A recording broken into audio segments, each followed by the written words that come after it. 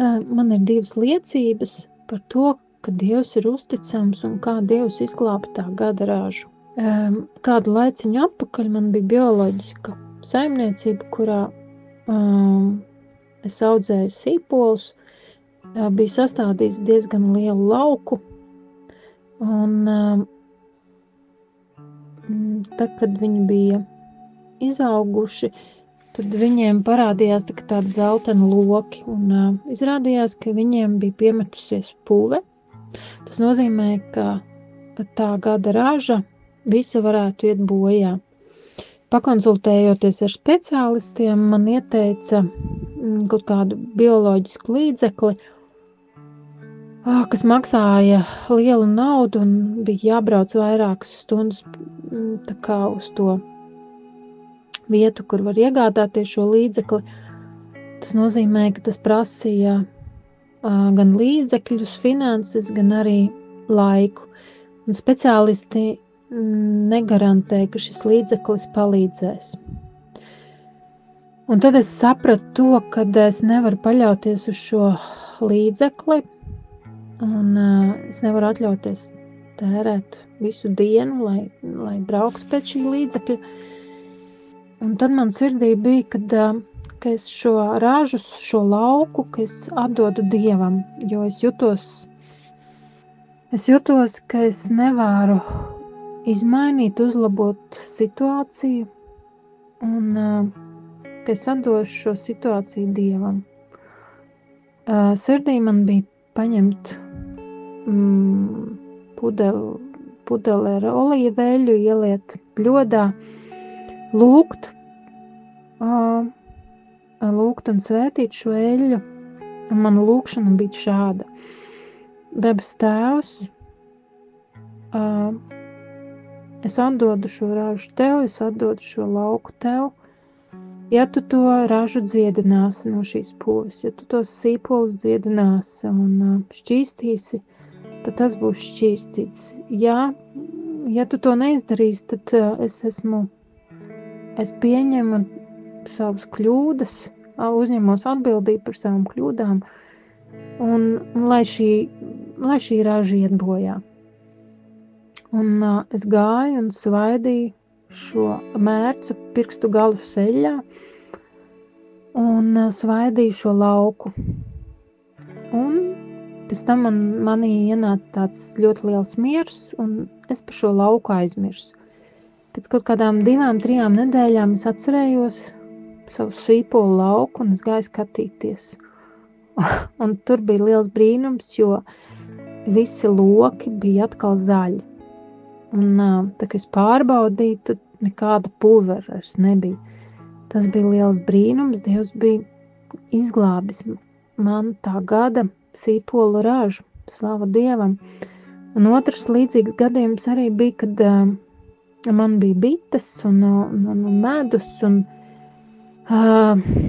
vasaras beigās es izsviedu kādus 150 litrus medus, bet izrādījās, ka tam medum ir paaugstināts mitruma līmenis. Tas nozīmē, ka es viņu nevaru tirgot, ka neviens man viņu nepirks. Un tad es lūdzu Dievam, lai viņš to mitrumu paņem. Jo es biju savā prātā izdomājusi, ka tas ir tas Dieva scenārijs, kā viņam jādarbojās. Bet Dievam bija cits plāns, kā viņš izvedīs mani no tās situācijas un kā viņš glābs, var teikt, medus ražu no šādas situācijas. Un pēc dažām dienām man uzvanīja uzpircējs, un viņš jautāja, vai man esot tas tumšais medus, kas bija pagājuši gadu. Es viņam saku, jā, man ir, bet viņam ir paaugstināts mitruma līmenis, un noteikti jūs, ka viņi negribēs tādu nekvalitatīvu medu, bet viņi teica, nē, ka viņiem ļoti vajadzīgs tas medus, un viņi kaut ko izdomās, kad viņi nākamajā dienā brauc pakaļ.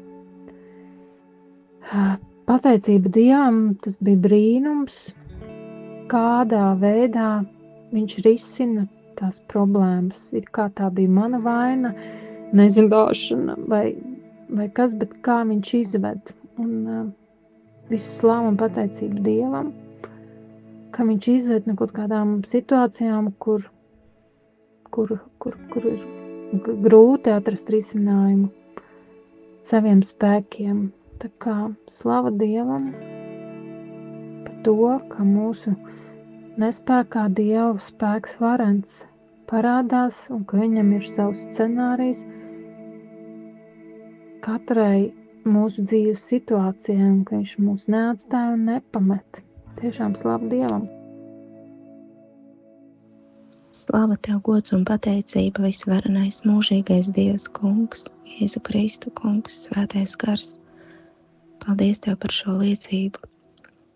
Mēs pateicamies par šo jauno uztošo dienu. Paldies Tev par katru cilvēku, kurš strādā savā laukā un ka Tu esi devis šos laukus, kur mēs varam gūt mums ēdienu un ka mums ir daba un bites un viss, lai mēs varētu izdzīvot šeit uz zemes. Mēs pateicamies Tev, mīļais dabas Tēti, par šo liecību, par šo stiprinājumu katram, kuram šogad varbūt nebija iespējams novākt ražu tādā daudzumā, kā vēlējās un kā bija cerēts. Paldies par šo iedrošinājumu, caur šo liecību, ka mēs varam vērsties pie Tevis, ka lūdzot Tevi, mīļais dabas Tēti, Tu dari brīnumainas lietas, ka Tu dari bārdabiskās lietas, to, ko cilvēks nevar ietekmēt. Tu esi devis līdzekļus, kā var uzlabot un mēslot un iznīdēt kaut kādas lietas. Un to visu mēs varam lietot un darīt.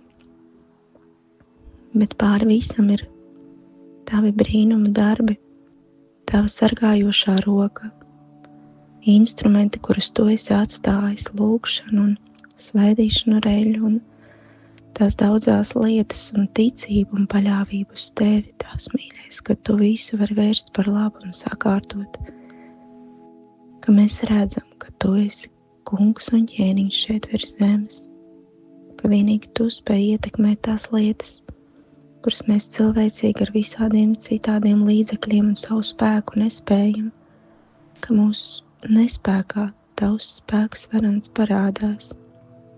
Paldies Tev, mīļais dabas Tēti, ka Tu sūti mūsu dzīvēs cilvēkus, kas stiprina mūsu ticību, kas palīdz mums noticēt Tev un ticēt tam, ka Tu atbild uz lūgšanām, ka Tu sargā tos, kur uzticas un paļaujas uz Tevi, ka Tu rūpējies un gādā par mums katru dienu.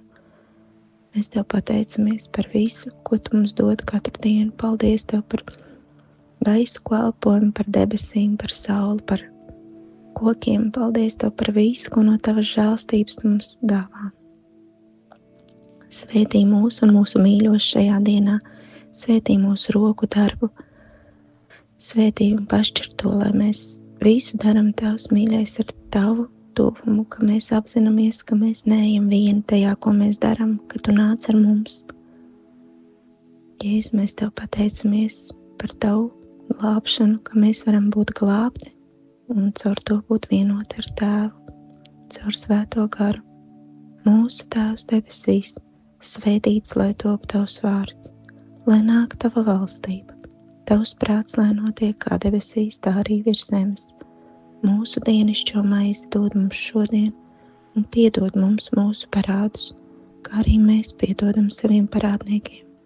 Un neieved mūsu kārdināšanā, bet atpestī mūs no ļaunā, jo Tev pieder valstības spēks un gods mūžīgi mūžos. Āmen. Lai mūsu svētī un pasargā visvarenais Dievs Tēvs un Dēls un Svētais Gars. Āmen.